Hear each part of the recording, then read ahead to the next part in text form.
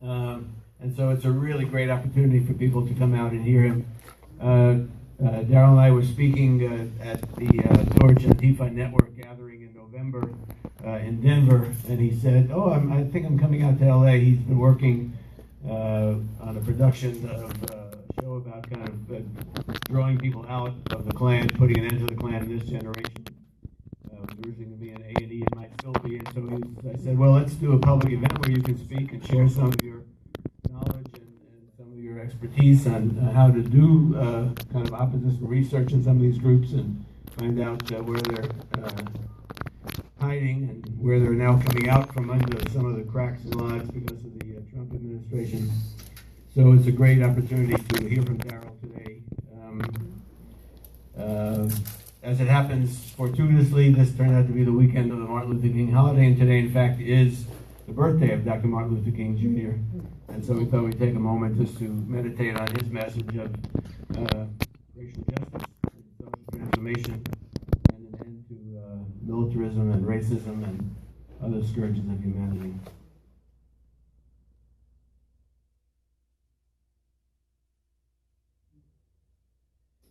So I won't take up too much more time. We're gonna the presentation this evening will be basically by Daryle, and I'm gonna probably add a few things about some local racist groups that we've been dealing with and some upcoming activities, and then we'll have time for questions and answers and discussion. There will be a mic to take out into the crowd for the Q&A, and I'll allow Daryle to come up and really explain to you who he is and what he does, and what the One People's Project is, and IDAVOX, and some of the other things he's involved in. And Daryle Lamont Jenkins.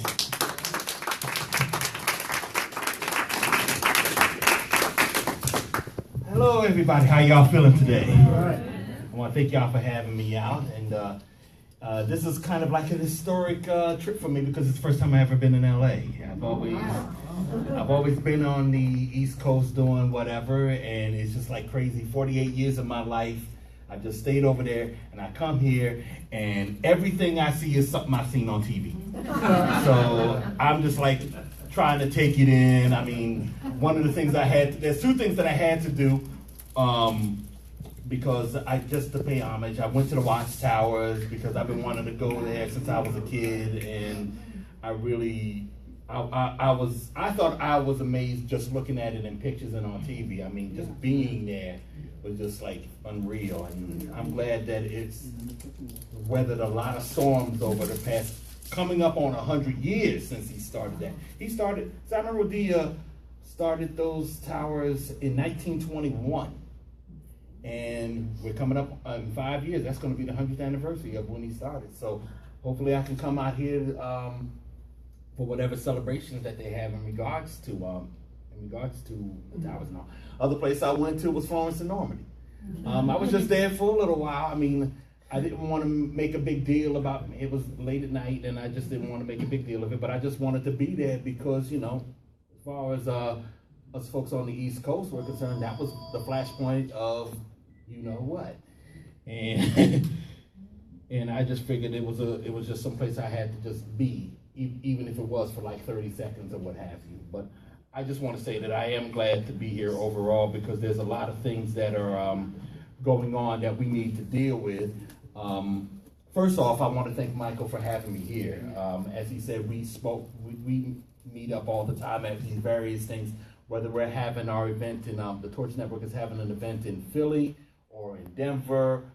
I've written for his, for Turning the Tide, and that was actually, I think it was about 15 years ago because I think it was about York, Pennsylvania. York, Pennsylvania back in 2002, January 12th, 2002. There was a huge neo-Nazi rally that brought out about 300 of them and 300 of us, and including community members. And amazing things happen when the cops don't keep us apart. And that's why we call it the Battle of York. So I've written something about that, and so I've been in this game for about 30 years. And One People's Project has been around since 2000. While I'm at it, before like I said, I want to thank Michael for having me here. I also want to thank Sister Charlene Muhammad for having me on her radio show on WPFK. I was on her show Saturday morning. I recorded it on Friday. She had me on with Dr. Jill Humphreys of Justice Warriors for Black Lives, and it was a really good pairing. I mean, I got a lot out of Dr. Jill, and I definitely want to connect with her again. But I definitely also want to connect with Sister Charlene as well. As I said, I'm meeting a lot of good people here, and as Michael alluded to in the introduction, I almost didn't make it out here because I was supposed to be here. The reason why we had scheduled this talk was because I was supposed to be on a press junket for a TV show that I was working on over the past year that was going to be on A&E. Some of y'all might have heard of it. I don't know. It was called Generation KKK. And unfortunately, a lot of folks believed that it was a show that was going to glorify the Klan. It was going to normalize the Klan. It was going to be used as a recruiting tool for the Klan. And while I'll get to it in a minute, I can tell you that's not the case. It was not about normalizing the Klan. It was about normalizing fighting them. And the people who were on the show, the main stars of this show, are the folks that are fighting them. We were the ones that were taking center stage. But like I said, I'll get to that in a minute. But because I also want to thank some friends of mine back home, because even though the show was canceled and they're not going to broadcast it as far as we know, I still want to come here. I felt that it was important for me to start getting out there a little bit more, because I will always tell people, look, a lot of folks on the left don't know who I am, but the right knows me all over the place. They know me by name. They have songs written about me. And and I figured I need to turn that around. I mean, 15, 16 years of just hearing nothing but negativity all the time, it's always good to just hear your people just basically bounce ideas off of you, and a lot of them stick, don't worry. So I want to thank my friend Ann, my friend Robin back home, and anybody else that helped me out to get out here. And I want to thank everyone here for all the support that myself and One People's Project has been getting over the past few months. A lot of people are hearing about One People's Project for the first time, probably just in this room, but some of y'all, I know you did, some of y'all saw me on Rachel Maddow a couple of months ago, back in August. When Hillary Clinton spoke about the so-called alt-right, they asked me to come on, and I was just a week out of surgery from, I had prostate cancer. I'm happy to say it's had prostate cancer. I hope that it still is. And they had called me like a week after the surgery, and I had just gotten a procedure done that morning, and I didn't know if I was going to be able to make it or whatever, and I just said, you know what, no, this is Rachel Maddow, I'll just go ahead and do it. So I was on the show, and I explained to her what we were dealing with, and that's the main reason why I'm here today. And I guess it was important for me to make sure everybody knows where I'm coming from, between the alternative right, between Rachel Maddow, between the Generation KKK, which is now going to be called Escaping the KKK. I figured people needed to get an idea of who I am and who One People's Project is and what we were about and what fascist activism is about and what it's going to look like in the next however long it takes to get Trump out of office. I'm not going to say 4 years. I mean, I'm scared that it might be 8, because the fact that we slept on him enough that he got there in the first place says that before we start assuming that things are going to stick, we better make sure that we are in check. And because I'll tell you right now, he got away with everything. He got away with everything. So even though I can see him losing in 4 years, I can also see him winning in 8 years, especially if we're all still relying on the Democratic Party and they give us another take what we give you campaign. another candidate that we didn't want to vote for. So they've been doing that, much that in a bit too.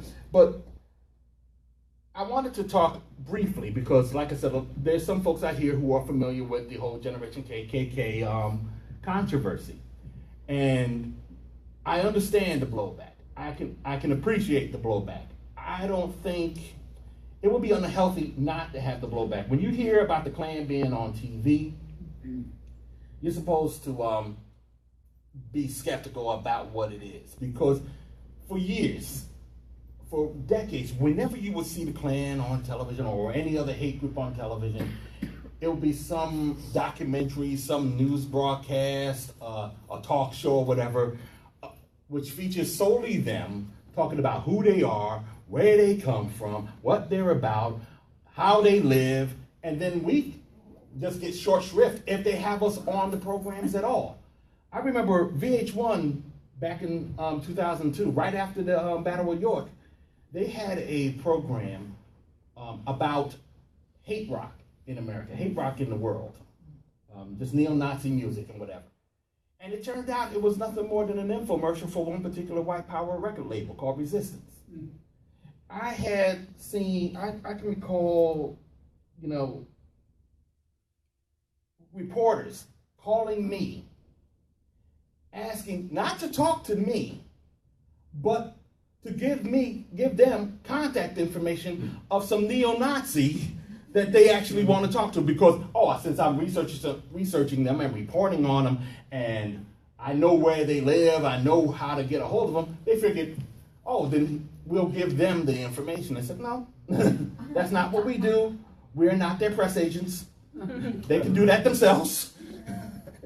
So, and not to mention, we don't know who we're giving that information to. I mean, as much as I couldn't care less about what happens to them, the last thing I would want is anybody getting a bullet in their head because of me. So they don't get that information. That's a policy on OPP. So I'm trying to figure out where it is I want to go here with this. The bottom line is the audacity of them calling an anti-racist organization to get that information is ridiculous. But that's the kind of thing that we deal with. We deal with this kind of ignorance among mainstreamers and such, and just dealing with racism in general, that becomes a huge hurdle that we have to basically overcome. And I need to explain exactly who I am, so folks can glean where I'm coming from. One People's Project, I always say it's a radical version of the Southern Poverty Law Center. We research, report on, we identify right-wing groups and individuals, particularly racist right-wing groups and individuals, and encourage communities to diminish their abilities to function. And we have been pretty successful at that. We have gotten people fired from their jobs. We have caused them to lose elections. We have gotten their conferences canceled. We have shut them down in ways we didn't even think we'd be able to shut them down. But most importantly, we have made folks aware that they are here. And that was one of the main reasons why I signed on to do the A&E program. It was important that people know that these folks exist and that we have the power to make them non-existent. And one of the things that is a very good example of the work that we do.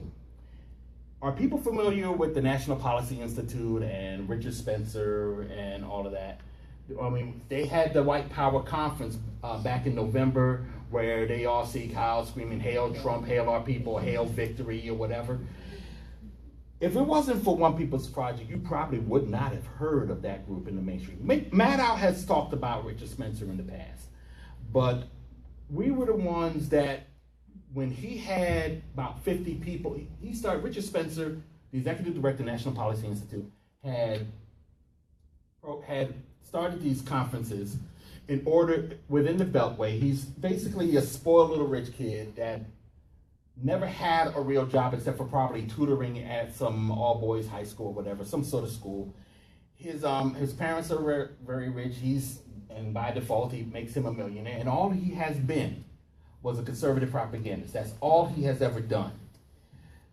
And he has also been particularly white power all his career, particularly because he worked with Pat Buchanan. He was an editor for his magazine, one of his editors. And when you look at what they are calling the alternative right, he's the one that came up with that phrase, by the way.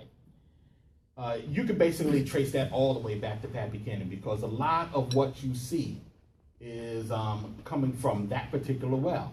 You have Richard Spencer, who used to work for Pat Buchanan.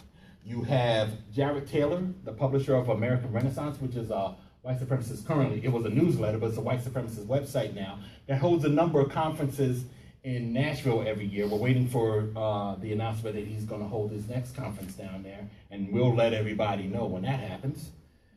He is a friend of Pat Buchanan's. Peter Brimlow, who is the editor of the website, white nationalist website VDare, which is highly anti-immigration. He's a friend of Pat Buchanan and a mentor to Ann Coulter, according to her. She's been getting a little nasty these days. I mean, we saw it coming, but she's not making any bones about where she stands these days.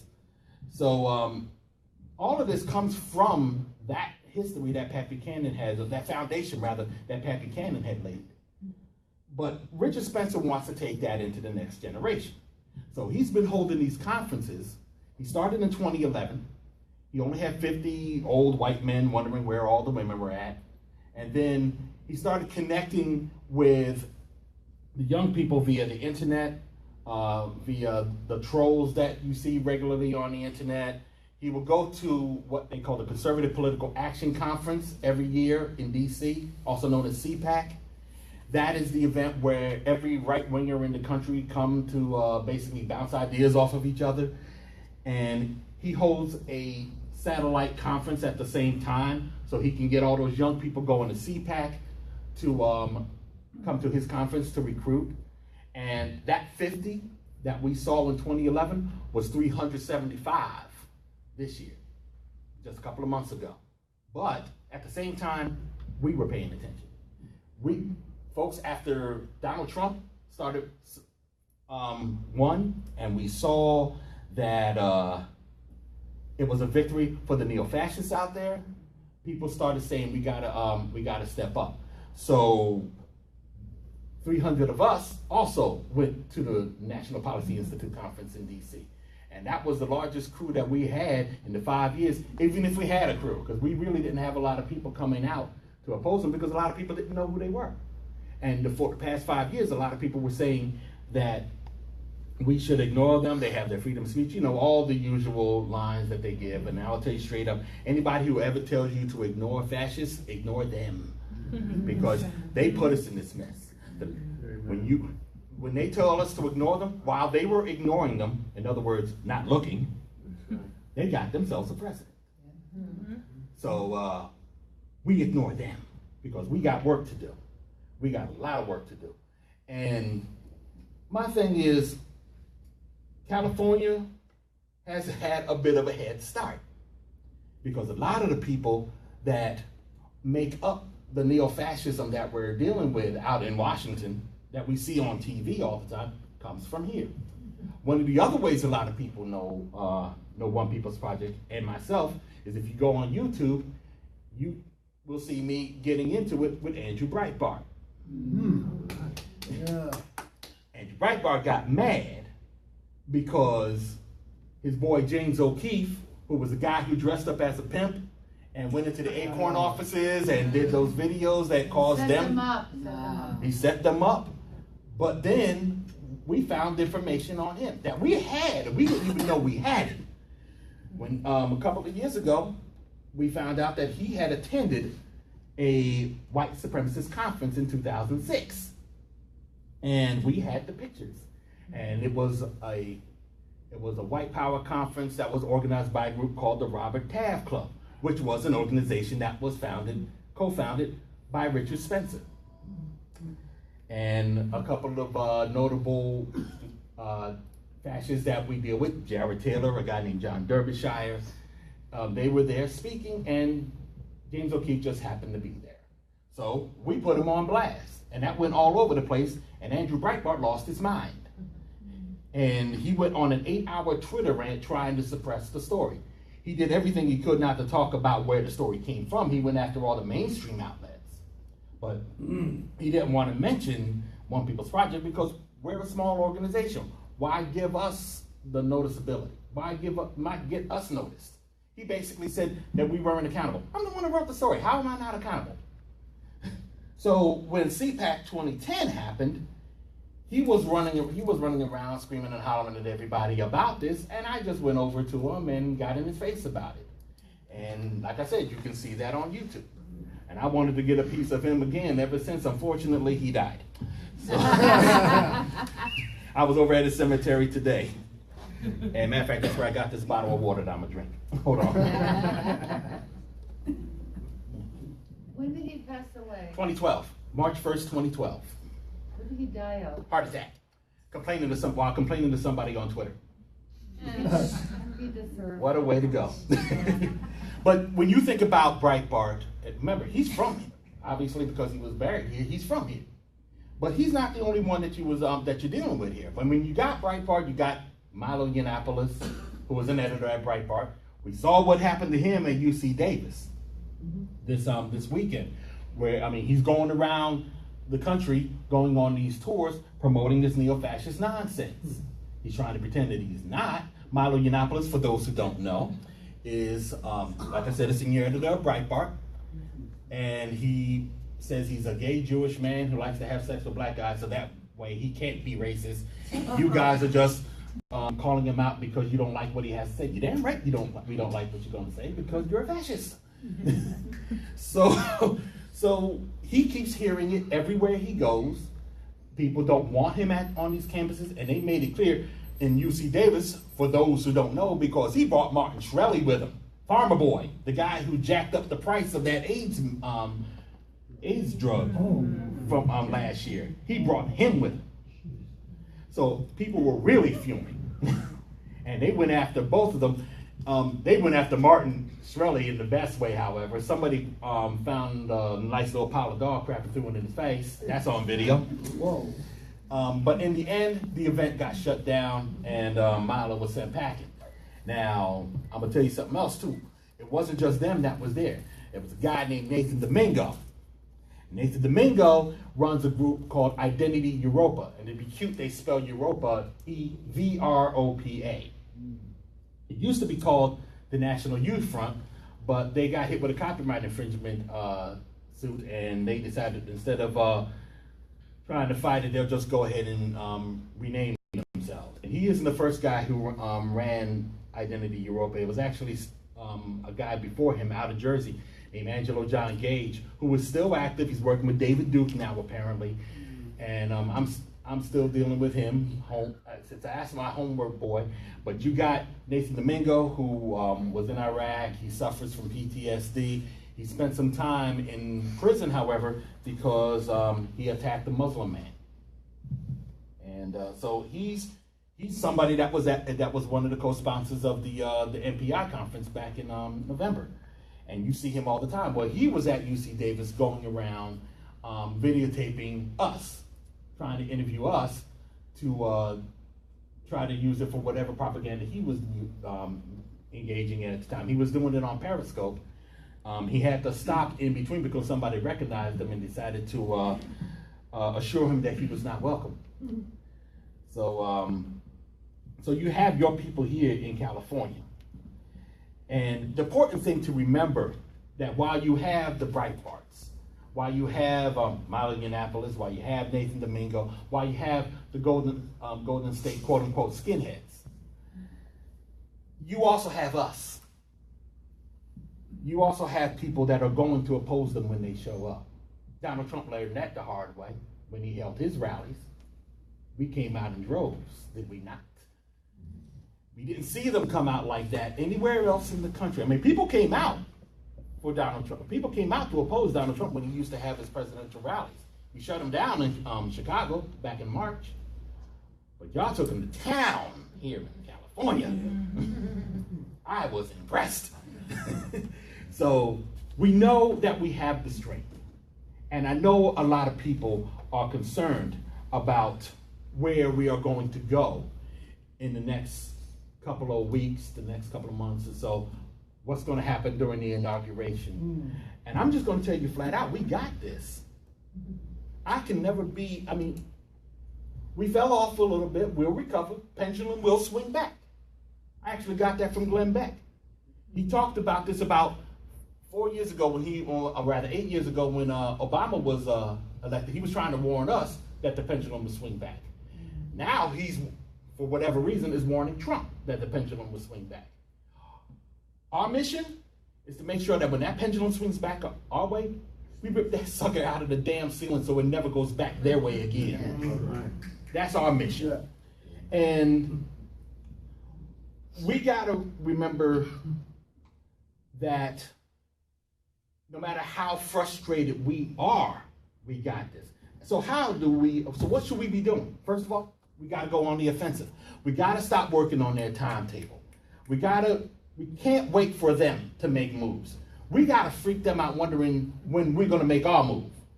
Because our mission now is to make sure they don't go any further than they have already. They shouldn't have gotten this far. No use crying over spilt milk. They will go no farther. Number two, gone are the days of fighting faceless white supremacy. We can sit here and talk about how we fight this institutional racism, we fight white supremacy, we fight racism and hate and all that, but we gotta name it. As I say on the show, we gotta name it and shame it out of existence. And that means we gotta call out the Nathan Domingos, we gotta call out the Richard Spencers, we gotta call out any person that is involved in this by name, so that everybody else knows that this is where the problem is, and this is where we do our work, where we keep them from doing anything else. And we can't do that if we just say we're fighting white supremacy. People need to know exactly what and who it is we are fighting. That's what One People's Project does. Not to mention a couple of other groups, some that you might not support entirely. Southern Poverty Law Center has been doing that for years. ADL has been doing that for years. A little bit. Center for New Community has been doing it for years. Turning the Tide has been doing it for years. Yeah. So, and there's other groups that are coming up now. Support the Torch Network, support Anti-Racist Action, support them anti-fascist groups across, overseas, because they really get it hard. They really get it hard. So just learn whatever you can about whatever it is they're doing. And bottom line is, we got to call out those that are responsible. And when you do that, again, ignore those who say ignore them. We have come up with way too many reasons why we should not fight fascists. Free speech, they're irrelevant. Pick your fights. I was told one time, you can't win. I stopped working with that character. That person was supposed to be on our side. So you definitely have to ignore them, because if you do, we looking at 8 years of Donald Trump. And Lord knows who he might put in his cabinet. Bad enough we got the people in the cabinet as it is. How y'all like Jeff Sessions' character? Oh, please. And it's not even just them. Look at Steve King of Iowa. He's been running this game. Look at Steve Scalise from Louisiana. He spoke at a David Duke-sponsored conference. He called himself David Duke without the baggage. He's a House Majority Whip. I had to call that out on Joy Reid one time. And because it was like Howard Hewitt was saying, do we know what, I'm sorry, not Howard Hewitt. I'm sorry, that's Shalimar. Hugh Hewitt. I was on the show with him on Joy Reid's show, and he asked me if he just simply said that there were no prominent Republican figures that were involved in white supremacy, and I said, Steve Scalise, don't play that game. And that's what I mean. We can't be esoteric. Got to name it, so they don't have an argument. And most importantly, keep the pressure on. Internal vigilance is key, and it speaks to what the election showed. Remember, Trump is going to be president on a technicality. There were more. The popular vote shows that even if he is going to be president, him and his supporters got an uphill climb, a steep uphill climb, 90-degree angle uphill climb. And we got to make sure it stays that way. And no matter how broken you may feel right now, it's going to come roaring back. But if you maintain the internal vigilance, that warrants it. So, I mean, I can close there because I would love to hear what everybody else is saying and everybody else is feeling right now. There's a lot of questions that people have. There's a lot of people out there that we're going to have to deal with. So I'm just curious as to where everyone is. And does anybody want to contribute to that? Anybody want to ask? Yes. There is a mic for the questions. And, you have to stick your mouth right up against it. Basically, it says point right at it and speak. And we'll pass it around. First of all, I am very lucky to have met you. Thank you. I've been an activist on all the good issues, and you have said a lot of names that I am not familiar with. And do you have something, a printout or something where I can get this? Because I'm like trying to take all of it in, but almost none of the names, except when you relate David Duke, do I know. I have always been an anti-racist person, but what you're telling us now with this vigilance, I want to be, armed with the names. Is there any way that Well, I'm very glad you said that because I'm rotten at self-promotion, and I actually should have been bringing that up. One People's Project, the information that you can find that One People's Project has is on our website. It's a website, onepeoplesproject.com. We have .org. Do not go to .net because the Nazis hate us so much they took that. Oh my God. They took .org, but they slept on it, and now we got that. So that's how well. Yeah, you can go. There's a number of different websites.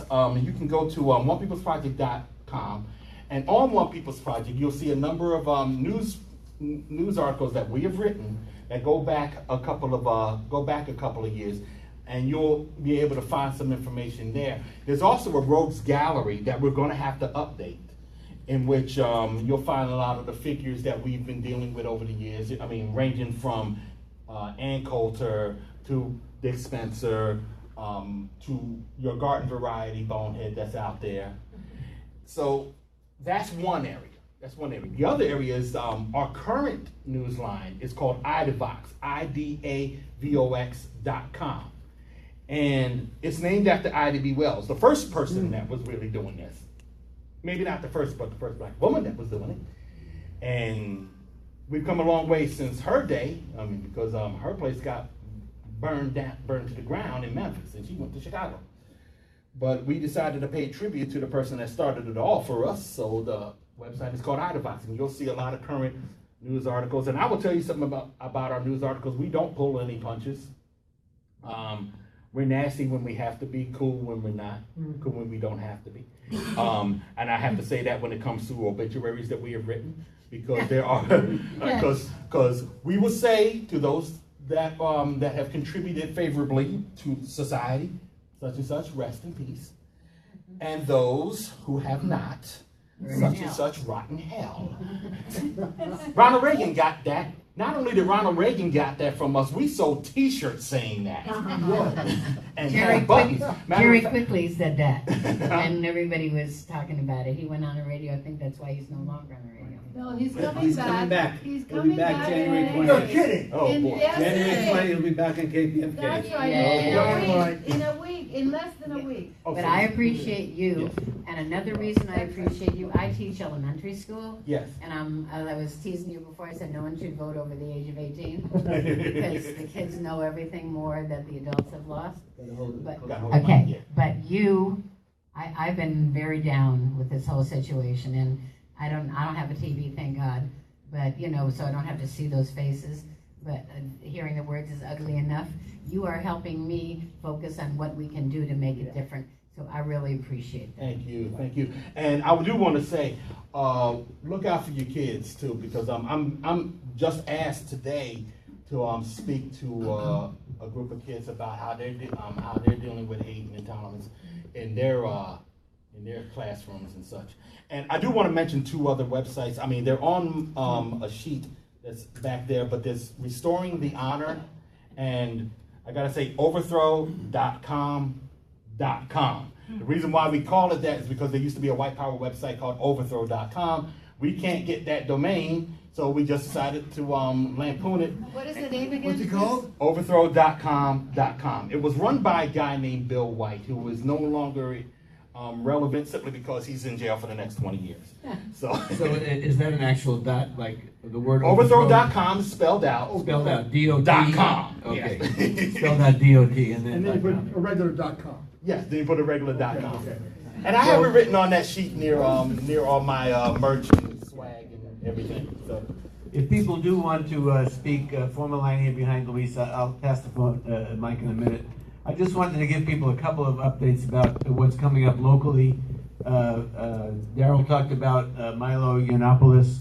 If people don't know who he is, he was banned from Twitter for incredible racist and sexist diatribes against the black woman actress who was in Leslie Jones from Ghostbusters. SNL. And so the woman from Saturday Night Live, and so his stuff was so vile that he was banned from Twitter. He's made a career basically touring college campuses with provoking people with this racist and sexist crap that he puts out and making money by doing it. As Daryle said, he was just up at UC Davis and the event was shut down because of the opposition. He is coming to Southern California. So January 31st, he's going to be at San Luis Obispo at Cal Poly. And February 2nd, he's supposed to be at the UCLA campus. The information is in Changelinks and it's in Turning the Tide. And you can pick copies up. And we do want to make sure he gets a very hot reception. I should point out also that Nathan Domingo from Identity Europa, he is a student. He's a senior over at UC. I don't know how to pronounce it. Stanislaus. Yeah. He's a senior there. So they've been pretty active in Sacramento, especially after what happened in June, where they got into that huge brawl with neo-Nazis there. So they are very active. And I'll also say the website It's Going Down is another website that people can check out to get information. It's a nice little aggregator of info. It's going down? Yeah, itsgoingdown.com.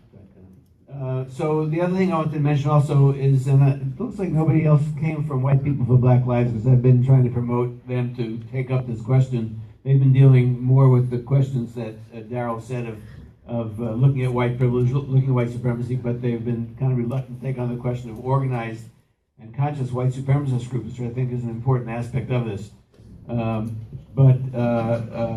We've been talking there some about the question of William Daniel Johnson and Kevin McDonald. William Johnson has been around here for decades. He used to run something called the League of Pace Amendment Advocates, and he was Pace, but he's used a series of names. The Pace Amendment was an amendment to the U.S. Constitution designed to make this a white country officially, as opposed to just in reality of their thinking that it's a white nation. And so it was designed to say that anybody who's not white would either be expatriated to some other country or lose their citizenship. And he's been active for many, many years here. He hooked up with Kevin McDonald, who is a professor emeritus now, but was a professor at Cal State Long Beach for many years. They created something locally here called the American Third Position. And third position is a reference to Hitler's ideology. Hitler claimed that he was anti-capitalist and anti-communist and that fascism was the third position. And so they changed the name to the American Freedom Party. They started to make connections on two fronts. One was with neo-Nazi boneheads in Huntington Beach, and the other was with the Tea Party people in Orange County. And so Johnson was actually an official Trump delegate to the Republican convention until it was exposed, and he stepped back. But he set up an independent political action committee raising money for Trump and supporting the campaign. And that group continues to exist. It's organizing out of Long Beach and out of Orange County to this day. So we're trying to, again, take an offensive against them to expose them and put that out. There will be protests, they say, around Milo Yiannopoulos at San Luis Obispo on the 31st and at UCLA on February 2nd. And I also want to pass the mic on. I want to piggyback off of something that William Johnson. If you noticed, and if you saw the Rachel Maddow show, I'm not a big fan of the term alt-right because that's their term. Because for years they've been basically trying to come up with another way to say white supremacist or neo-Nazi, because they know if you do that, that's the end of whatever it is they're trying to do. As a matter of fact, William Johnson is upset with Dick Spencer simply because when he did the Hail Trump, Hail Victory thing in DC, he officially tainted the term alt-right. And Johnson actually wrote somewhere that he had considered that term to be a start over for them. And now they can't use it. Now, I'm still not gonna be comfortable using the term alt-right because it is still theirs. But at least the term alt-right is now synonymous with white supremacy because that's what it is. Bottom line, there is no alternative with the alternative, right? That's not an alternative. That is who they are. So yeah, in addition to putting out the Nazi salute, if people are not aware, Hail Victory in German is Sieg Heil. It was the basic salute that they gave to Hitler. Go ahead, Luis, you want to introduce yourself and ask a question? Let's speak into the mic.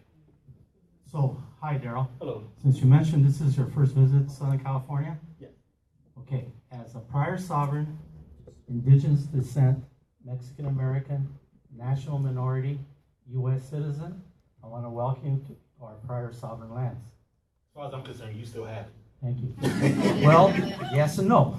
Well, yes and no. Yes, the Treaty of Guadalupe Hidalgo gives us our right to our cultural sovereignty, so we still have our Mexican heritage culture here as U.S. citizens. I wanted to second also and echo you that they do have to have an uphill fight. Trump and the far right, they think they've got it all, but they don't because he was a loser, Trump. He lost 3 million votes, the popular vote, and we just need to harness that vote to block whatever they're trying to do. Correct. So I was heartened by the fact that the very first thing they did in Congress, that Friday night meeting, the Republican conference wanted to get rid of the independent ethics office. They had to back off of that, and I think we should take it from there. Indeed, indeed. I think the bottom line is it all depends on what we do now. We know we have the momentum. We definitely know we have the momentum. All we got to do is just harness that momentum and push it along. We'll be all right. We'll be fine. I am a socialist. Did you just turned off the recorder, Mansour? I have nothing to do with anything. Something was turned off over there. Something, did I do it? No, he did. No. I didn't do No, anything. Don't it's say the mic is on. Is the recording No, on? I can hear you, Mike. Is the recording I on? can No, hear you, Mike. no, I'm not Is speaking the about. recording on now? No. You did not get my statement? He did not. Okay, He then turned I it need off. to read, I'm sorry, but I need to remember. I got it. Wait, Mike. No, you got it, but this is supposed Mike? to be an Yes. official I have recording. nothing to do with anything. Is the recording on? Yes or no? Yes or no? No, This it's is, not. I am recording for myself Yes. for rebroadcasting, so Yes. I'm It- not. Fine, is the Recording recording on? No, it's not. He turned it off.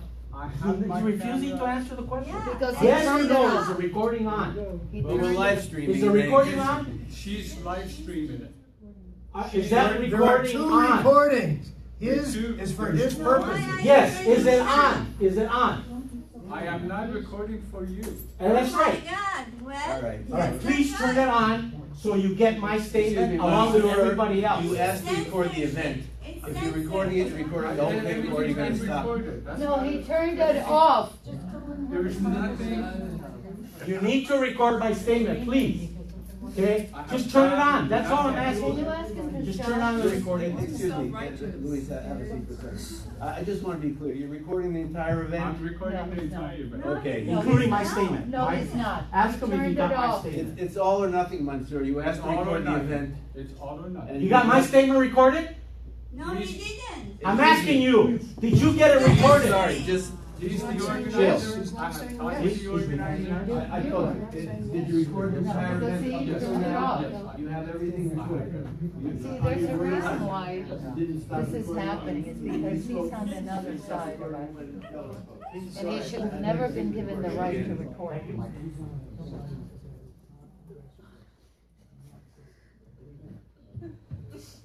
You cannot record selectively. Yeah, go ahead, Bill, you have the mic. You can Yeah, ask but your he's question. not recording what we are doing. Just go ahead. Once again, you were asked about that list. That list is critical. You gave us many websites. I jotted them down. I cannot be chasing websites all over the place. Understood. I want something from you. Of all the websites you just named, listed, could you give me a website that I can go to and get some key names of the people that you have been researching that are key players, that are the key players? And let me finish. Yeah, no, I'm not stopping. And I so appreciate you doing and taking the time and traveling here.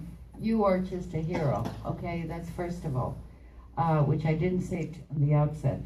I want to go to a website where I can get these key players so that in my activism on the website, on the internet, I can utilize them. So if you can help me in that respect, and you can give me a direct link and a website where I can get these people, I mean the key players, not so-and-so, so-and-so. The key players that you listed, that you outlined, that you have highlighted. Well, I can tell you that's what we do. That's what go to the onepeoplesproject.com website. Okay, then that would you Yes. recommend that one. Yes. Then my next comment to you is this. I am a socialist, and every single day of my life, I am in conflict with the so-called liberal mindset. And then on top of that, they control everything, and then the Republicans control everything. So our world is divided, our pie is divided in two halves, the liberal and the Republicans. When the media covers the so-called left, it's the liberals, not the radicals. Now, if we are not addressing that at every single opportunity, we are losing everything. And we will lose any momentum that you say that we may have. Well, see, here's the thing, though. Thank you so much. That's one of the reasons why One People's Projects exists in the first place. We wanted to write the stories that they wouldn't write. I mean, we've had stories that were covered by the Young Turks and Rachel Maddow, even before I was even on Rachel Maddow. And the reason why is because we knew that when you're dealing with racism and hate politics and what have you, a lot of people don't want to touch it because of what you're saying. And we just figured, okay, since you're not going to talk about it, we'll talk about it. And the beauty of it, the beauty of covering racial politics, is the fact that we don't have to really get bogged down with any kind of propaganda or spins. We don't have to lie. We just don't have to lie. We can just simply put the story as it is, and people are going to learn a lot from that. So there are times, and that's just our example. Bottom line is, we all got to be our own media. We have blogs. We have other websites. We have Facebook, if you want to go there. The fact of the matter is, whatever story or whatever thing is going on that you don't see the national media or any kind of outlet reporting on, you report on it and you make sure that it gets forward. You may have an uphill climb, more of an uphill climb than the mainstream media, but the fact is you're climbing. And I will also say in regards to third parties, because I definitely want to bring that up. Third parties need to step up their game. If there's anything that Bernie Sanders showed us, is that people are looking for an alternative. Hell, if you're looking at Donald Trump, the man hasn't even served in any kind of government capacity whatsoever. People are looking for alternatives to what the Democrats and Republicans have been giving us for the past 150 years. And they've been trying to change this political process for the past 20. So the fact of the matter is, now it's time for the Green Party to stop being seen just every 4 years. If Jill Stein can get these many votes for president, maybe she should run for governor. Maybe we should start. I am not a Green Party. Oh, no. I'm not saying necessarily Green Party. I'm just using them as an example. Using an example. Very good. I mean, because my boy is Greg Payson, Socialist Party USA. He's been running for the Senate for years. Now it's time for everybody. Socialist Party USA, Green Party, I don't care who you are. If you're independent, if you have a positive agenda, if you have a positive platform for us as a people, you need to get up there in the front, and we need to push you forward. And we have to start ignoring the Democrats and Republicans, because apparently they don't seem to care. And that's all I got to say on that. Hi, Daryle. Thanks very much. Two observations and then a question. Sure. First observation is I actually went to the Democratic caucus in order to try and move the representatives to vote for representatives who were representing real progressives and not the machine. And so I do this very often is I register Democratic and then I do that and then I go back and I re-register Peace and Freedom or whatever. Okay, that was one observation. Second observation is you mentioned the SCLC and you mentioned the ADL. I want to point out to everybody here that they basically support an apartheid regime in Israel and call anybody who is, who is... Well, see, the thing, I don't mean to interrupt you, but I understand that there are going to be concerns that... Let me just say, let me finish. Go on. Who is for boycott, divestment, and sanctions, they call them anti-Semites, which of course is absolutely ridiculous, but it's name calling, and that's what people are used to doing. Here I am, a self-hating Jew, according to them. Okay, that was my second observation. Right. Now my question. Now this has really bugged me ever since Skokie and the ACLU defended the Nazi march in Skokie. I don't remember the exact year. 1978. A long time ago, right? So I've been puzzled ever since whether to support the ACLU or not on this issue of freedom of speech. And I wish you would address that for me because I'm still puzzled. Oh, let me tell you something. There's no problem with freedom of speech. I mean, the thing that I have a problem is that people have been using that in particular, the freedom of speech of Nazis, to shut us up whenever we respond. That was one of the things I pointed out. Every time we try to call out, not just the Nazis, but people like Milo or Ann Coulter or somebody like that, anytime we come out to oppose them, they hit us with that freedom of speech line.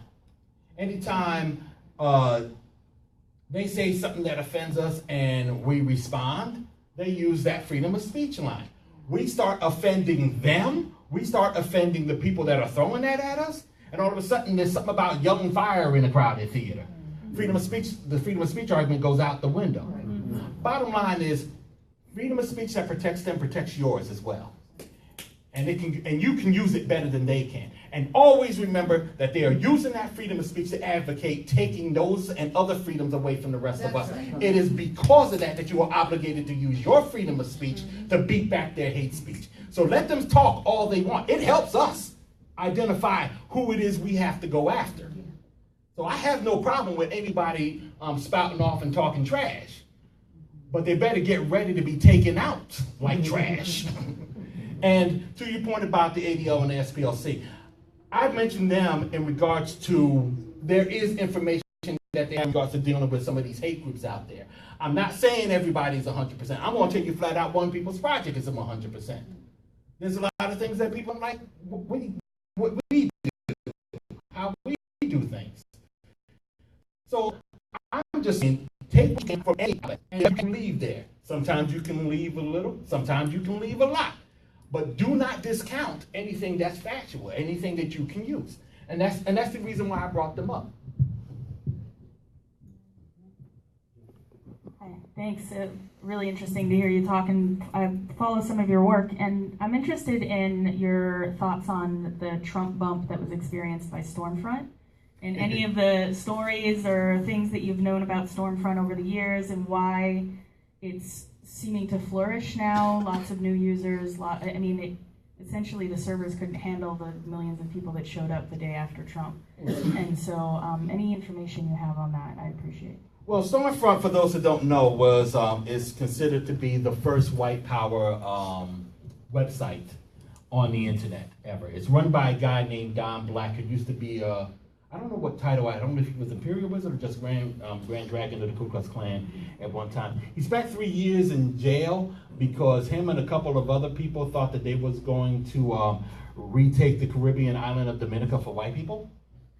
And needless to say, they failed miserably, but he spent 3 years in jail, and he got out and he started getting involved in computer science and all that, and he started the website Stormfront, which is a huge discussion board for white supremacists, and it has been a valuable resource for the rest of us. Yes, they did get a bit of a bump, but no more, no less of a bump than any other hate monger out there. They're talking trash. I think they're talking trash about how Trump won it, but they're also warning their members that Trump isn't 100% on their side and so on. But it's always good to go onto the site and hear what they're saying about various issues. Like, I really loved it when Antonin Scalia, the Supreme Court Justice Scalia, died. The first thing I saw on one of their threads is, "We are screwed." Now they can probably write, "Thank you, Mitch McConnell." And he should bear that in mind when he's whatever he's doing, what he's doing, because he unscrewed them. And that's another thing we also should bear in mind. When they keep telling us to play by the rules, the moment that they had kept Merrick Garland from going on the Supreme Court, they broke the rules. Yeah. So now all bets are off. We can do what we want, and we will. All right.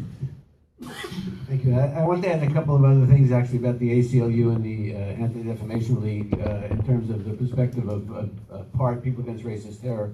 Our comrade Chuck Anderson, who couldn't be here tonight because he's ailing, was the chair, I believe, of the Orange County ACLU, and he was drummed out of the ACLU because he defended the Arab students, Muslim students who spoke up against the Zionist propagandists on their campus at UC Irvine.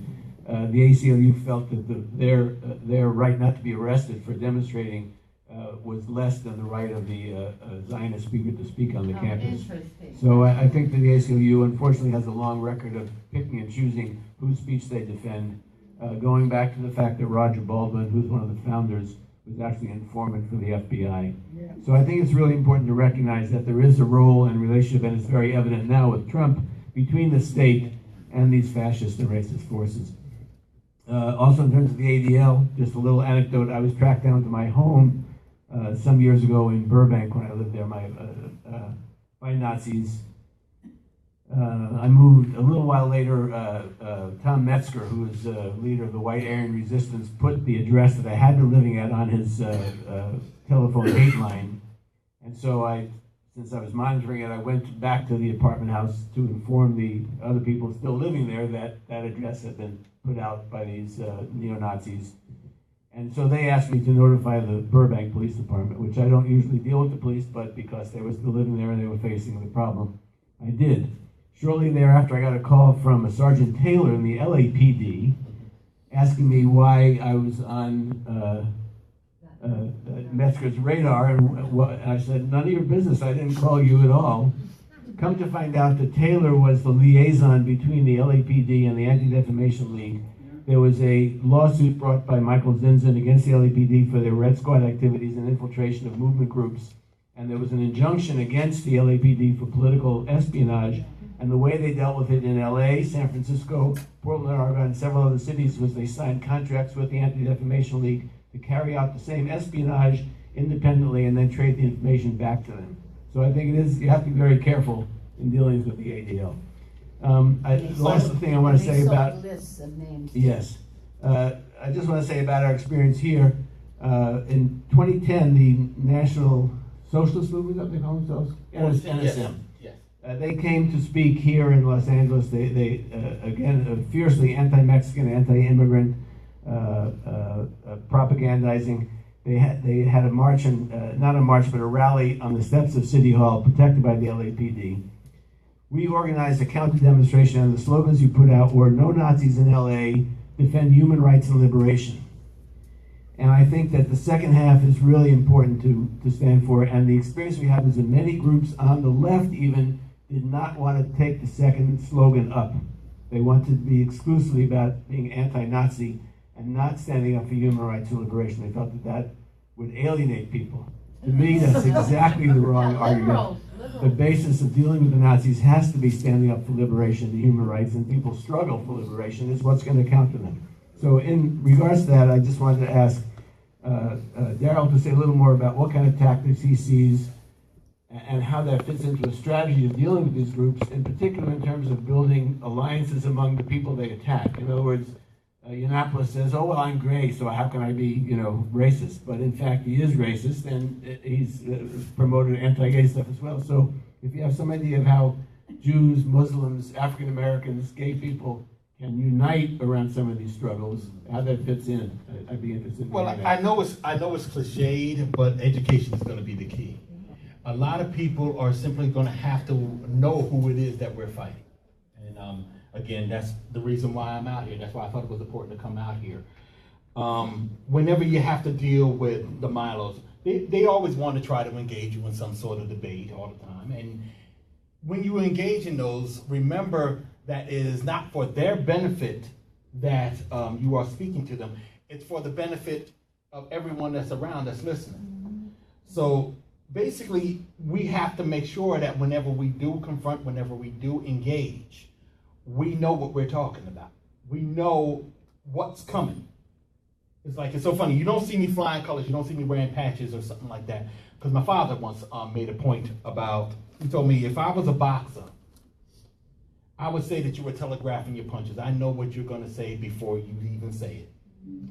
And that's how I approach the Milos, the Ann Coulters, and all that. But I've been doing this for 30 years. I've been listening to right-wing talk radio for 30 years. You pretty much know what they're going to say because they say the same thing over and over again. Sean Hannity's famous for saying literally the same thing every show. So it's a matter of knowing what, They're predictable. Yes, indeed. The question is, how do you respond to what is going to be said, what you know is going to be said? And you have to say, and you have to respond in a non-cliche manner yourself, because they know what you're going to say before you say it. That's how they get over. That's what Milo talked about. There are ways to defeat him. We already know there are ways to defeat him. We defeat you all the time. You just seem to, that's why you need to sneak around whenever you do these various events. And why they get shut down. The thing is, it all depends on, in regards to uniting everyone, we all need to come together and start discussing the information that we all have. And we need to know not just about them, but about ourselves as well. We have to make sure that we're not trespassing on certain cultural norms and things like that, because we can do that quite a bit. I'm a black man. I've seen it happen way too many times. And we got to make sure that we're all on the same page. And whenever somebody comes at us, we know how to approach a situation because our partner has showed us the way.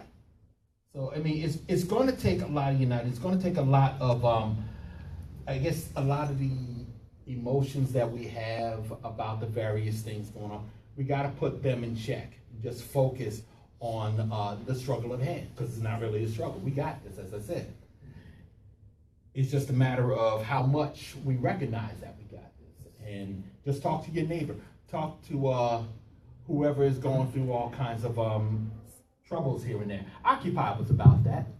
Occupy, everybody always asks what was Occupy about. And if anybody put a mic in my face at the time, I would have told them straight up, it was about trying to find solutions to our problems outside the political process.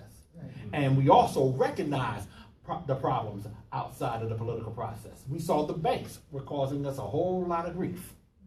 And they also recognized that we recognized it, and which is why they shut it down. And now they're pretending that they're out there defending income inequality. When, yeah, that's nice, but we want a little bit more than just income inequality. There's a lot more that's going on that we need to address, and this current political structure is not going to be the way to do it. So that's, even if Occupy isn't here anymore, there are other avenues that we can start exploring with each other. We will decide how we can fix this.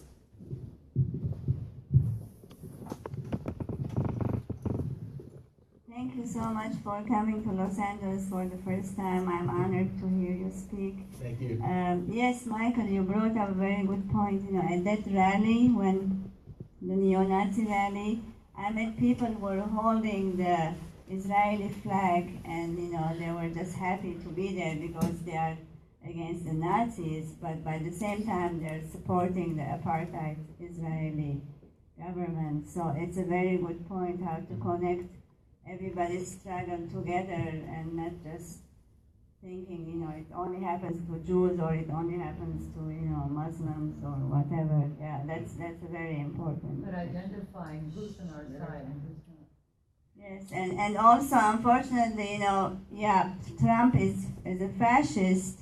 We want to get rid of him, but it seems like always the alternative was not anything better. And most liberals or anti-war or whatever you want to name it, they were gonna go for Hillary. So that's very sad to see that. And that's what I meant by they got to stop giving us this take where we give you politics. We already made it clear we didn't want Hillary Clinton in 2008, and then they regurgitate her, and we reject her again, and they fight us again. Here's something I was going to point out. We have been, as I said before, we have been trying to fight this political process that we're in. We've been working to try to change it for the past 16 years effectively. In 2000, we wanted Bill Bradley. They gave us Al Gore. They lost. We wanted Howard Dean. I'm referring in mainstream politics now. I'm referring just simply in mainstream politics. Mainstream politics-wise, we wanted Howard Dean in 2004. They gave us John Kerry. They lost. We wanted Barack Obama in 2008. They gave us Hillary Clinton. It was a bloodbath to get him the nomination, but he won. And for what it's worth, he was a better president than we have ever seen in the past, 100 years or so. For what it's worth. For what it's worth. He's better than, you want to let's see what's went down in the past 100 years. Who was better? Who was better? More Each and people, every one of them. everybody. I didn't say he was perfect. Like I said, there is no 100%. The NDAA, he signed it. No, I'm saying he wasn't perfect. There was mistakes. The drone strikes, for example. The deportations, for another. The Tuesday death conferences. I mean, we'll be here forever. We'll be here forever talking about the mistakes he's made. International killings everywhere. And there is no Democrat that's going to be any better or any worse. Of course not. So don't get me wrong. Criminals. So don't get me wrong. I'm just talking about the conventional wisdom. Because when they brought back Hillary Clinton, we wanted Bernie Sanders, and wasn't going to be any better either. No. But when they rejected her, lost again. This is what I'm talking about. I'm not talking about my own personal opinion about Barack Obama or any of these other characters out there. Because as I said before, these third parties need to step up. That's where we're going to see real change, when we start seeing somebody other than Democrat or Republican up there, because they got their own agendas. But the fact of the matter is, we have been effectively trying to change this political process, and we just simply need to just keep doing what we're doing, but we have to do it even better than we have. Hi, thanks so much for coming, and thanks for all of your work. I'm Dave, came up with the punk anarchist scene in the 80s, been fighting fascists for a few decades here and there. Interested, what do you think about what's going on in Whitefish right now? Nothing's going on in Whitefish right now. Well, what I meant to ask you was, following the Facebook feeds from Love Lives Here, and so you probably all know, right? 200.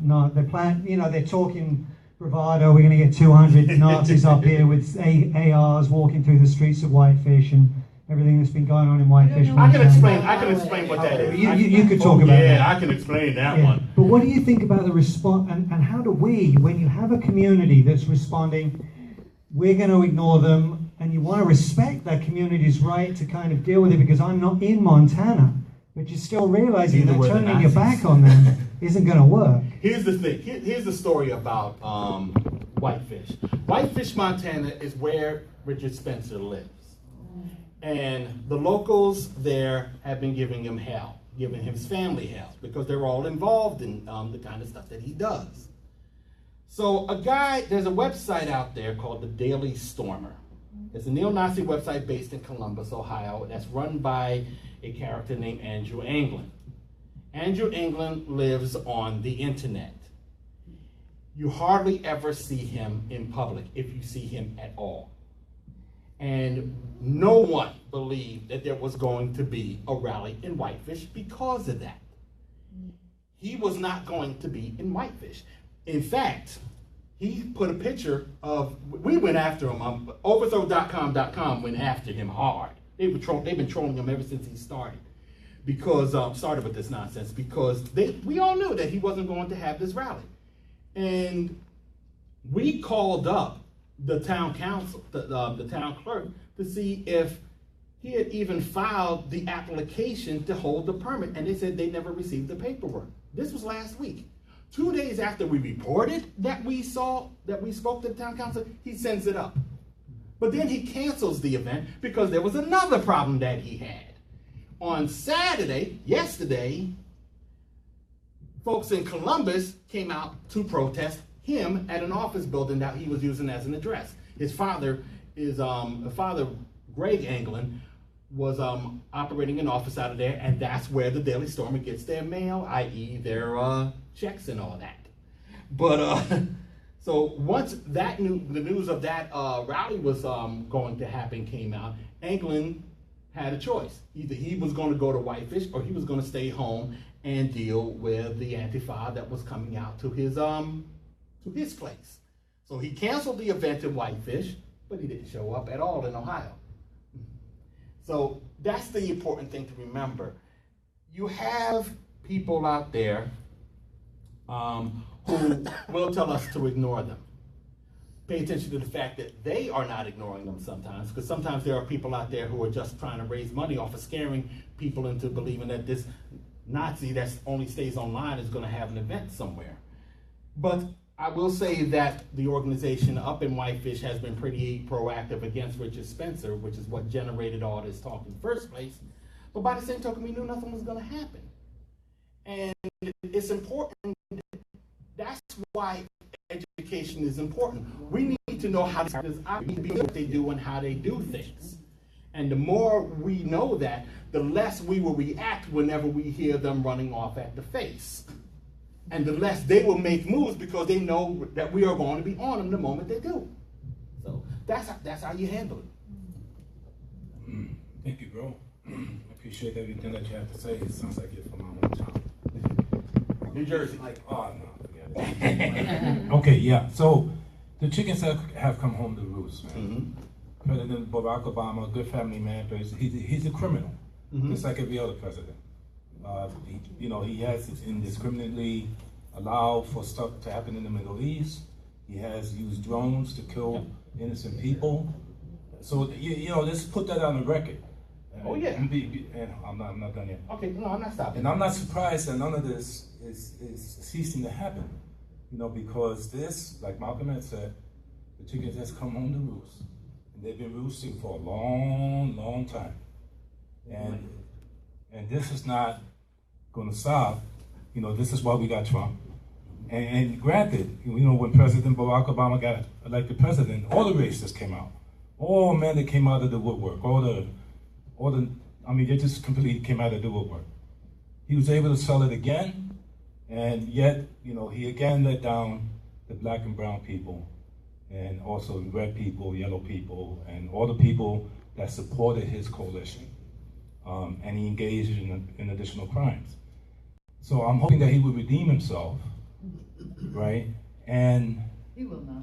free the political prisoners that are right now in the dungeons, the Black Panthers, Peltier, all of these people, he could redeem himself. He could actually have a moment of redemption, if he were to do that. But again, this racism, this has been going on too long, and I applaud your efforts. But and it's the white people that really need to wake up about this. And I would hope that there was more white people here who would stand and speak up and really own, what their people are doing, still doing to people. What I would say, incidentally, that's why I brought up Occupy. You're not going to get the solutions in the political process. You're not going to get solutions from Democrats and Republicans. No, I was not defending Barack Obama. I'm sitting there talking about the conventional wisdom, the conventional way that things have been going. Because we always have to look at that to figure out our own strategies. So, bottom line is, if you're looking for any solutions via the Democrats and Republicans, you're not going to find them. You're going to find them within yourselves. You're going to find them within your own groups. And we're the ones who motivate and push things forward. And it's just a matter of us organizing and doing just that. I mean, they wouldn't have been talking about income inequality if it wasn't for Occupy. But they're also not going to do anything about income inequality. We are, if we do the right thing. Oh, yes. We were marching in downtown LA today, not against Donald Trump, the whole system. The whole system. I saw a police car, sitting inside and talking to another person that he had a camera. I went and blocked the camera. He said, move. I said, what kind of, freedom of expression is this? Look, all of you, I'm asking all of you, what is this? We talk about Obama. Years ago, Mandela was in prison in South Africa. They released Mandela and he became president for 2 terms. What did he do? Nothing. Nothing. So they invested on Obama years ago. He has deported more than any other president. We have prisoners more than any other president. Please, let's find out these presidents are being elected by them. Don't trust them. Don't trust them. How many black people are being killed, are in prison? I would like to ask you, you said put pressure on them. Pressure on what? No, don't pressure. We, as Michael does, you do, we have to organize people on the street and stop the system. Pressure is going to be applied, I don't mean to interrupt, but pressure is going to be applied to anybody trying to do us harm. And whether or not, I'm not necessarily talking about pressure to make them do the right thing, is that more or less pressure to keep them from allowing us to go forward, from disallowing us to keep from going forward. Oh, I'm glad you straightened that one out. Good grief. But I will say again, the strength is within us. We are the ones that are going to have to do what needs to be done. They are not. They have their own agenda. We have ours. And by the way, I'm glad you mentioned the cops, because that didn't even come up at all. We haven't mentioned anything about police brutality or any of the drama that we have been dealing with over the past 100 years. I mean, there may be a little bit of momentum now, but we got to keep that momentum going. Probably have to go even more so now that the system is really going to hammer down on us with Trump being president. I mean, we are here because Trump is going to be president. So the bottom line is, what are we going to do to make sure that this never happens again and we get the people that we want in the right positions? I have a different feeling about things. I actually don't think there's a government. Okay. I actually think there's a conduit bringing the people's money up to the 1% or the percentage of the 1%. We talk about politics. It's economics. It's not so that we need to get through politics. It doesn't mean anything. It doesn't mean anything. Bill Clinton ruined welfare. Obama does this. Bush does that. Politics means nothing. It's the people behind the politicians that mean something. Yeah. So I just saw 13th, which showed, first police were slave catchers.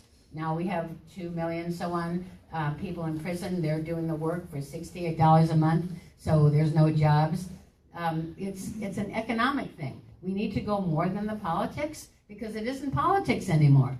It's who pays. That's who it is. So we have to do things like boycott and no, when Mandela came out, he didn't fix things, but we went every year to the South African embassy on Martin Luther King Day, and they had to do it, but it was superficial.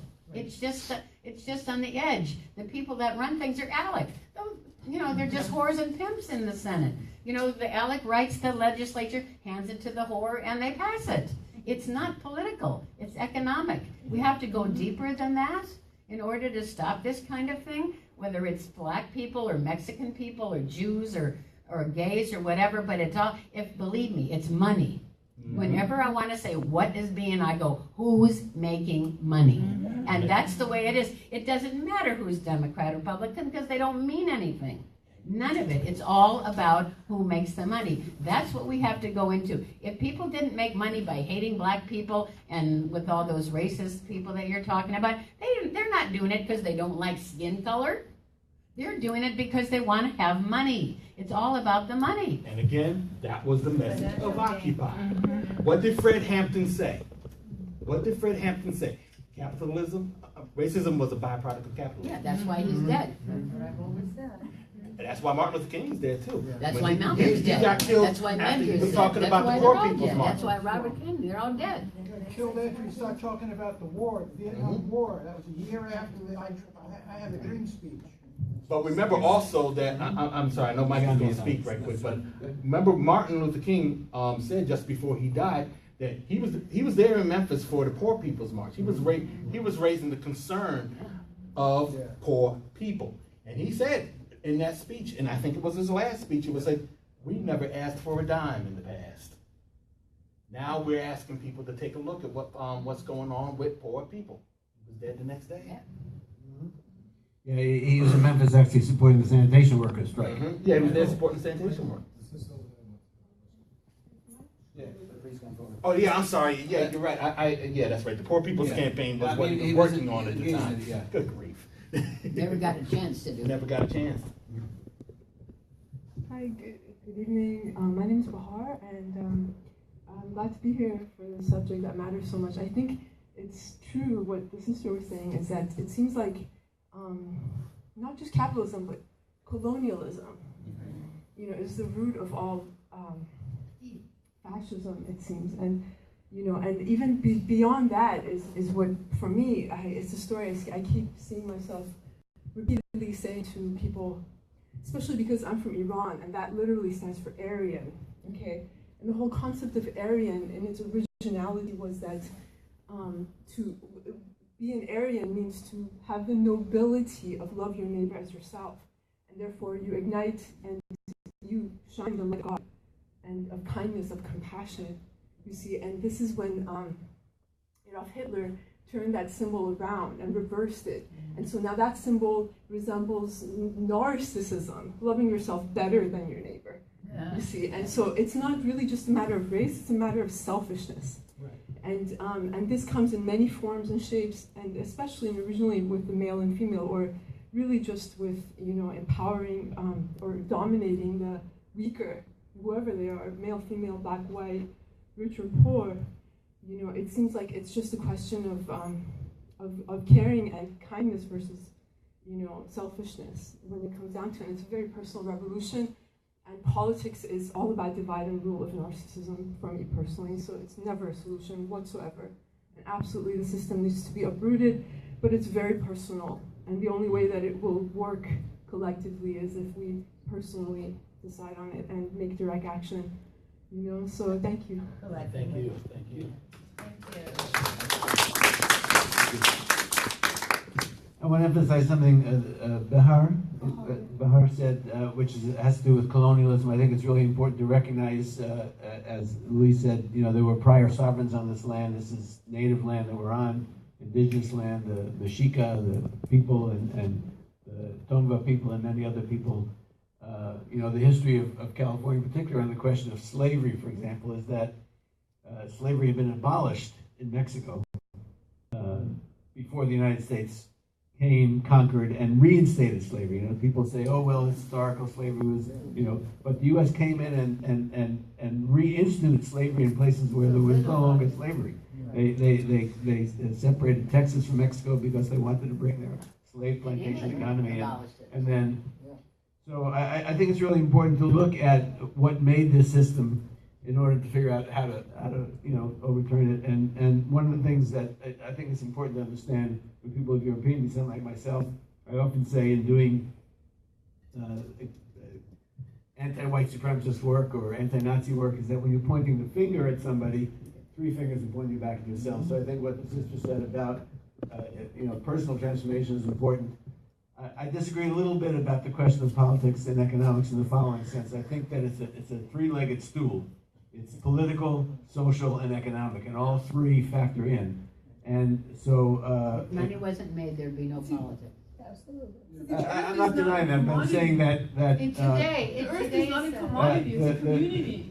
the question is, how do we move people? How do we create a critical mass of and wake people up to the kind of those things? So one way I think is pointing out to people who some of these individual characters are, whether it's the down the totem pole, low rent guys like Spencer, or higher up like the Koch brothers, and so on. But you have to name them out and call them out. But I think that when people are in motion, because for example, I was no advocate of Barack Obama, I was no advocate of Hillary Clinton, but the day after the election, there were 10,000 people in the street in downtown Los Angeles on Wednesday, spontaneously. So if people are in motion, I think it behooves us to connect with those people and to do the kind of education that Daryle's talking about, that I'm talking about the nature of the system, because that's an opening into people's consciousness. So in the 60s, when Fred Hampton was saying that, tens of thousands of white people began to relate to the Black Panther Party, to the American Indian movement, to the Brown Berets, to the Young Lords, and move. And it's, that we have to do that. We have to replicate not what happened in the 60s, but what's going to happen now in this decade and in this time. We have to move people, and we have to start with where they are and what they're moving about, and help people develop their understanding of the systemic nature of it, which I think colonialism is really, really important. In terms of what developed capitalism, the first capital was the slaves and the land. Before they had money, they didn't need money because they had the bodies, they had people, and the people were simultaneously capital and labor. So I think that that's critical to understanding where white supremacy comes from and where white privilege comes from. ownership of these people. But I think there is a critical difference now. I don't disagree with anything people said about Obama, but Trump is not the same as Obama. No, he's honest about the bad things he does. They brought Obama in my mind, because they wanted to try to pacify people, and he failed in his task. The black liberation movement came back stronger. Black Lives Matter appeared. The American Indian movement reappeared stronger. And so they decided they had to turn to somebody else who'd be more naked, more open, and more capable of organizing a white reactionary base behind himself. So I think that's the critical task right now, is to recognize that and deal with it. They do, as we all know, McDonnell Douglas is what's behind McDonald's, as they say. There would be no McDonald's in 180 countries without the military-industrial complex. And the military-industrial complex is not only about money, it is about power. And power is about politics. And the people who control the state power. So we have to figure out ways to subvert that state power, to subvert that consciousness, the way people buy into the system, and identify with their own oppressors, and identify with people like Trump. So I'll just tell one last story, some type of hamburgers. There was an interview with somebody who voted for Trump, and they asked him, why do you think Trump was in his corner? They said, well, when he eats Carl's Jr. on his airplane. And you think about that. It's like that cultural identification. Well, he doesn't eat filet mignon. He's not an elitist because he's eating hamburgers and French fries on his airplane. The fact that he owns his own airplane didn't enter into the equation. Right. So that's what we have to grapple with. These are the brain dead people that we have to deal with. But you have to figure out ways to break through that mentality, that white supremacy. Brain dead. Brain dead. No. So I'll leave it to Daryle to say the last few words unless there are other questions. It's 7:45. Were there any other questions? Because I can close now. But I want give us a final strategy that you think, tactic, strategy, a calling, how to. Oh boy, it's going to be pretty broad when I say this. Just be there, be active. You gotta be active. I mean, that is really the thing that makes the difference in the world. A lot of what you see out there is only moving forward because we're out there, and a lot that you don't see that should be happening is going on because we're not showing up. And we gotta. And when I say we, I mean the folks that aren't even in this room. I'm talking about the folks that don't even know that these kind of activities are even going on. you got them cats right now that got to work tomorrow, so they're not going to be here. They're not going to, or they got to get, their kids got to go to school, or maybe not tomorrow. No school but, tomorrow. Yeah, but, you know, But I have to they got their lives. They got their thing that we, that they need to do. A lot of us on the activist side, a lot of us who are active regularly, over the past 40, 50 years, we have become more and more detached. And I'm talking about on both sides. So, but I noticed that it's kind of like people look at folks who are active as being in some sort of a niche. That's not the case. We are everybody that's going out there. We're just the ones that are ready to take it on the chin and fight for everybody. If we're going to be that voice for people, we got to be the proper voice. We got to be everything that we say our people are. And most importantly,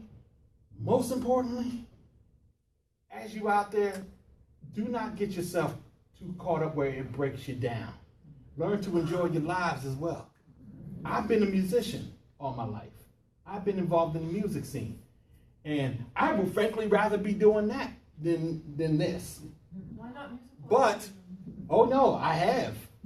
But I'm gonna tell you this right now, whatever it is I do in life, in regards to this, I make sure I make the most of it so I can at least enjoy it. And every now and then, you gotta take the time to enjoy the life that you're fighting for. I mean, 1 minute you're gonna see me talking about anti-fascist work, and the other minute it's gonna be about Doctor Who or something nonsense like that. Or Game of Thrones or whatever it is on TV. I love my sci-fi. I love my music. I mean, I can talk to you all day long about music just as easily as I can talk to you about political concerns. You gotta live your lives. Do not let things break you down. That's how I can end. So thank you very much for having me. Thank you. I want to add one more thing before I pass the mic for one last question, which is that we didn't ask you even for a donation when you walked in the door, but we would like you to donate tonight. I'm going to pass around a beret.